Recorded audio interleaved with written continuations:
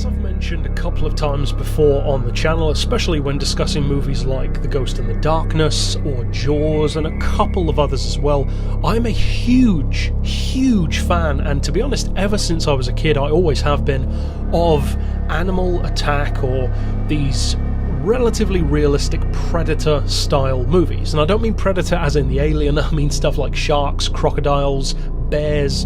I'd personally love to see a hippo horror movie because they are deadly creatures, but you don't see many of these kind of genre films that are really good.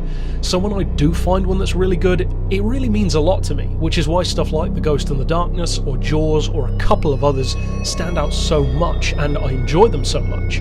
Now of course Jaws is the pinnacle, and I've never really seen any other that comes up to that standard, but some can be good in a general sense. Now this one I would say is good in a completely different way. This doesn't have the kind of pedigree or fantastic overall opinion you could say that Jaws has, for instance. There aren't many people who don't like Jaws, and it doesn't really have the kind of niche but disturbing realness of something like The Ghost in the Darkness.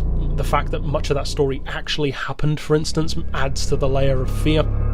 This one though, this one's more in like the cheesy vein of the sort of animal attack films, and of course, as you saw from the title, it's called Alligator. Now I watched both this one and the sequel, which was a straight to DVD sequel, back to back on an evening a couple of weeks ago, and I was really pleasantly surprised because I went into it expecting yet another trashy, useless creature attack film, and unfortunately the two that seem to get that treatment the most seem to be snakes and crocodiles, or alligators, but generally crocodiles. You have these really trashy films which have awful CGI, completely waste the creature, and generally only show it right at the end. So I was very pleasantly surprised when I watched Alligator. Now I probably won't review the sequel, to be honest, because it's okay, and that's about the best review I can give it. It's similar to this one in a lot of ways, but that's not to say that this one isn't good. It's just that really the second one feels kind of unnecessary. It's so similar,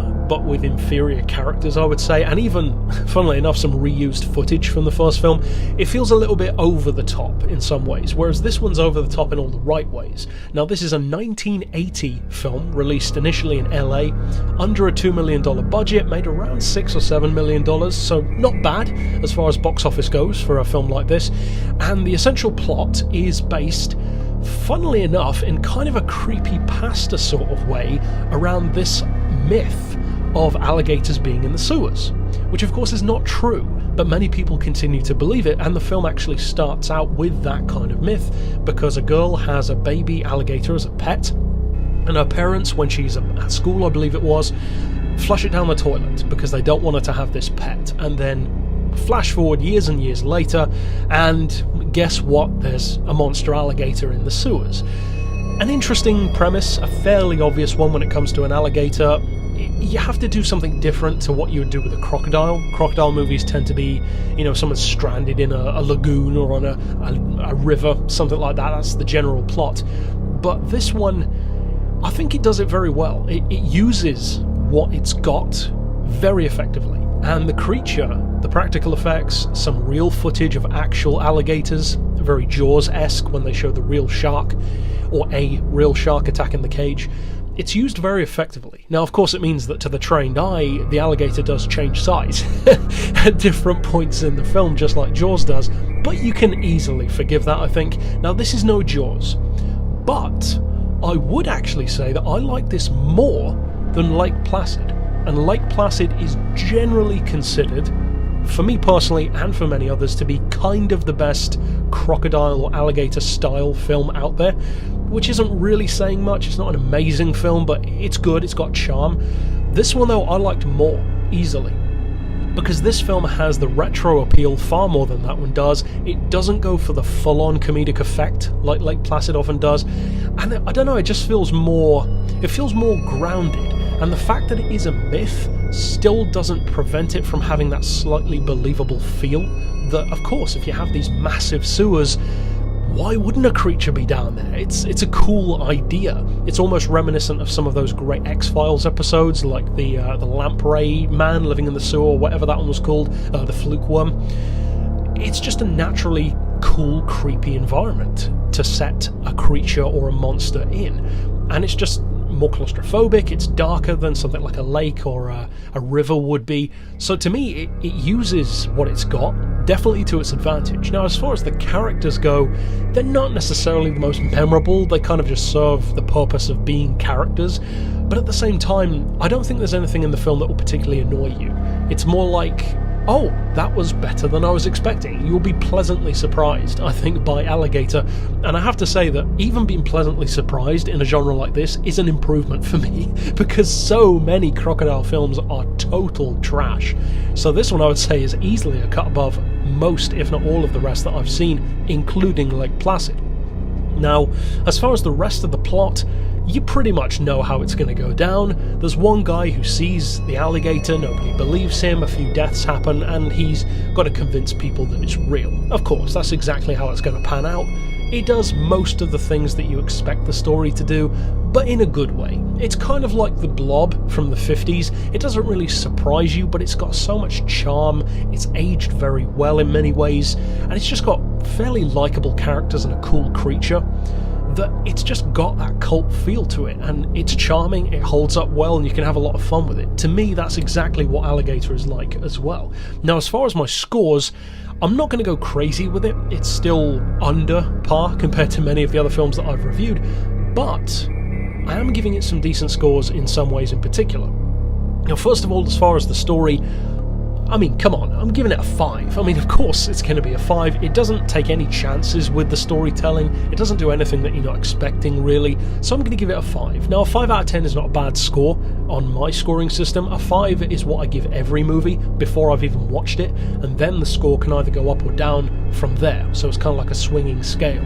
So for me, giving it a 5 is basically just saying it did its job. A 5 out of 10 is at least what it should have been, and for me that perfectly describes the story. It's what it needed to be. Definitely not under par, but it didn't try anything too risky either. And it could have if it wanted to, and that would have been cool if it had, but it's a pleasant enough story, the way it pans out, etc. As far as the characters, I'm going a little bit higher with a 6, because some of the characters are cool. Some of the interplay between the primary male and female character is a little bit jarring based on how the relationship fluctuates very suddenly without any real reasoning behind it, and you'll see what I mean when you watch the film, but it's fine. You know, it's nothing too mind-blowing. The characters are decent to above decent, and if you can even say decent again in this kind of genre, that's a step up from what they usually are. As far as the visuals, well, for that I'm giving it a 7, and that's the highest score of all 5, because I love the practical effects on the creature, I love the real footage of a gator as well, I love the location of the sewers. It's the kind of location that I love seeing in films. There are certain visual styles that a sewer can just allow you to have, which above ground simply can't. So it lends itself toward the material for sure. I liked the visual style for a lot of it. Plus, again, it's aged very well. The camera quality, the sound quality is good for its time, at least the copy that I have was. So yeah, I think it's aged very well visually, so it's an easy 7 for me. As far as the audio, I'm giving it another 5. So basically, once again, like with the story, just on par. It's default, it's what it needed to be. I didn't find the soundtrack overly amazing or overly good. The sound effects on the creature tend to be a lot of hissing noises and guttural growling, as you'd expect from a croc or a gator. So again, nothing to write home about, does the job. And finally, as far as the rewatchability, well, I'm actually going to give it, I was originally going to give it a 5, because I wasn't sure whether or not I'd actually want to check it out again, but having let some time pass, I actually like this more. Now that I've allowed a few days to pass, I think it's kind of matured well, the film, kind of like a cheese or a wine, and I like it more now, and the idea of going back to watch it again actually does appeal to me, which is a great sign for a movie like this, because again, most animal attack films I have no interest in watching twice because they're so cheesy or just so bad or so cheap. So for me, I was going to give it a 5. I'm actually going to bump that up to a 7, because it's an easy jump to a 7, to be honest, because I think I will probably check this one out again, and I had a lot of fun with it. It's not going to blow your mind, so don't expect it to, but it's a lot of fun, and for those who, like myself, love creature feature, like realistic monster, like predator animal kind of movies, definitely check this one out.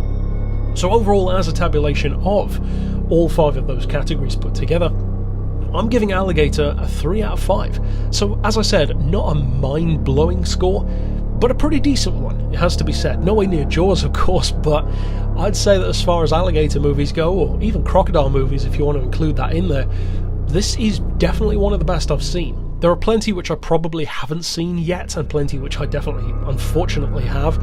This is one of the standouts, for sure. If you're a fan of gators, crocs, or even just stuff like Jaws, Ghost in the Darkness, Piranha, Zombievers, I don't know, then definitely check this one out. Overall though, it's just that. It's worth a look at least, and chances are you'll probably like it, I think, or at least have fun with it. But that's it for this pick, of course.